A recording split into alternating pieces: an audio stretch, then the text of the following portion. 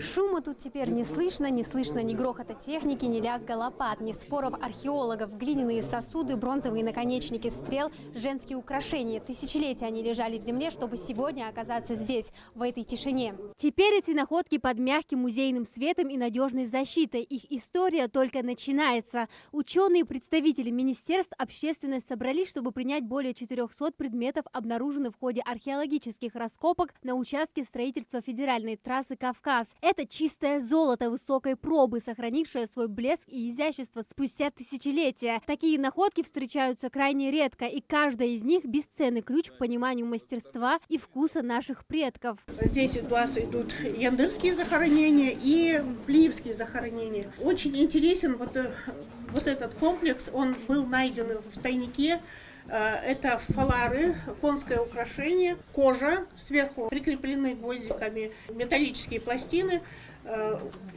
Это там и серебро, и золото, скорее всего. Все эти артефакты обнаружены специалистами археологического центра Северного Кавказа. Первые находки сделаны еще в 2018-2019 годах. Именно тогда ученые наткнулись на Гамрузиевское городище. Было извлечено около 2000 предметов. Позже раскопки продолжились в селениях Плиево и Яндаре. Археологи извлекли из земли сначала около 800 артефактов, затем более 1000. И, наконец, последняя, третья партия насчитывает более 500. Благодаря нашей команде золото Алан. Вот Владимир Владимирович, посмотрите. Настолько богатого наследия, как в Ингушетии, с точки зрения архитектуры и исторической ценности, нет нигде, отмечают археологи Кабардино-Балкарской республики. Предметы прошли полную опись, их внесли в государственный каталог. Проведена тщательная консервация. Также среди экспонатов костяк молодой девушки, найденный в одном из захоронений. Это лишь часть того, что удалось извлечь из земли. Ее когда обратно антропологи соберут, вы сами увидите по пропорциям, что у нее шея очень длинная. Очень длинная. Да. Коллекция музея имени Мальсакова значительно пополнилась сейчас. И это не только мы ведем раскопки. Здесь работает вот сейчас в районе Тхабаерды Малат Гадиев с одним из лучших специалистов в области архитектуры. Очень интересные находки происходят оттуда. И пополнение этого фонда, оно идет постоянно. Но очень важно, что эти предметы получены в ходе научных раскопок.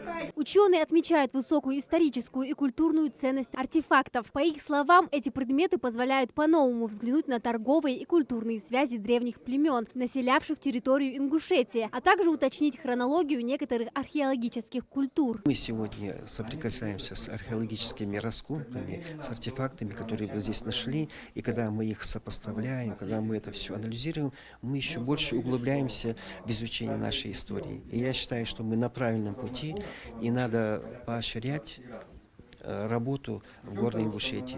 Археология – это самый главный источник для дополнения нашей истории. Для председателя правительства Владимира Сластенина и министра культуры Залины Ильяновой провели небольшую экскурсию по действующей экспозиции музея. Гости смогли увидеть уже представленные в залах уникальные экспонаты, рассказывающие об истории края, и оценить, как сегодня хранится и изучается культурное наследие Ингушетии. Саки, Маузера, сюда такие. С той стороны вы еще карабин немецкий видите. Ну и Мосина 1891 года. Новое здание музея краеведения еще строится. Переданные артефакты временно разместят в специальном банковском хранилище с соблюдением всех условий температурного режима. Там они будут дожидаться своего часа, чтобы занять место в постоянной экспозиции. Строительство комплекса ведется по поручению главы Ингушетии. Председатель правительства Владимир Сластенин подчеркнул, что для руководства республики сохранение исторического наследия – один из главных приоритетов. Махмуд Али Махшерович Калиматов с трепетностью относится к истории своего края, республики. Он даже говорит, что он знает до 15-го поколения свой род. Поэтому на одной из встреч с президентом нашей страны Путиным он задал вопрос и попросил, чтобы у нас в республике был создан хороший, современный краеведческий музей. Такое решение было подписано президентом нашей страны. Мы готовили проектно-сметную документацию, экспертизу. И вот в результате этой работы на сегодняшний день нам выделено порядка 900 миллионов. Начато строительство. Котлован уже вырод, поэтому, я думаю, все будет зависеть от строителя, от финансирования. Ну, 2-3 года придется поютиться. Такие находки – это не просто древние предметы, это наша история, которую мы обязаны сохранить и передать будущим поколениям. Амина Зязикова, Рахман Экажев, Магаз 24.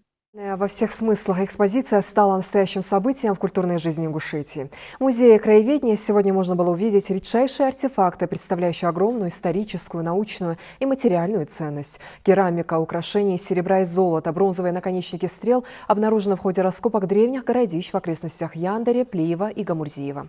Особый интерес у посетителей вызвал женский череп с искусственной деформацией, датируемой IV-VI веками нашей эры. Предметы старины лишь на несколько часов были доступны широкой публике. Выставку посетил и председатель правительства республики Владимир Сластенин. Наши корреспонденты поинтересовались у премьера темпами строительства нового здания для храма истории. Подробности в репортаже Ибрахима Цароева. 21 апреля – не день музеев, но припомнит ли музей его зал этнографии этакой концентрации умов, научной и творческой интеллигенции, которую приходится принимать посменно в сопровождении нескольких гидов для посетителей в статусе VIP. Экскурсию Магомед Сагов проводит лично. Он сказал, мы исполним точный код. В этнографическом зале переизбыток посетителей от того, что музей краеведения накануне решил выставить предметы сразу из нескольких городищ Гамурзиевского, Плиевского и Индырского в одной экспозиции, ценности, которые характеризуют наших предков и нас, следовательно. Биислан Атабиев никак не мог пропустить выставку. Он с коллегами участвовал в раскопках на нескольких участках в равнинной Ингушетии. А вы видели, насколько они интересны, в первую очередь, с точки зрения эстетической, художественной.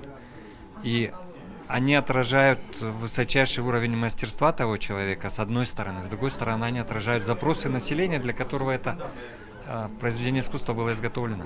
Часть экспонатов выставляется впервые. Какие-то предметы, к примеру, украшения аланского периода, обнаруженные при строительстве Магаса, в музее размещалась и прежде. Эта выставка, пожалуй, самая скоротечная из всех. Все ценности, представленные в этой экспозиции, сегодня же возвращаются в банк. Полноценных условий хранения в ИГМК нет.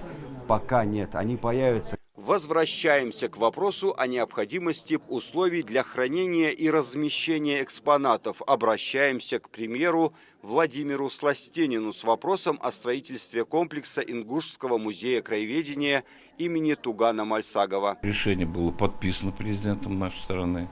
Мы готовили проектно-сметную документацию, экспертизу. И вот в результате этой работы на сегодняшний день нам выделено порядка 900 миллионов. Начато строительство, контрактация произошла. И начал строительство первой части, то есть котлован уже вырод. Поэтому, я думаю, все будет зависеть от строителя, от финансирования. Ну, 2-3 года придется поютиться. Учитывая интерес населения к этим особо ценным предметам старины, часть которых произведена и до нашей эры, ИГМК сообщает, что какие-то экспонаты будут выставлены снова совсем скоро, 18 мая, в тот самый день музея.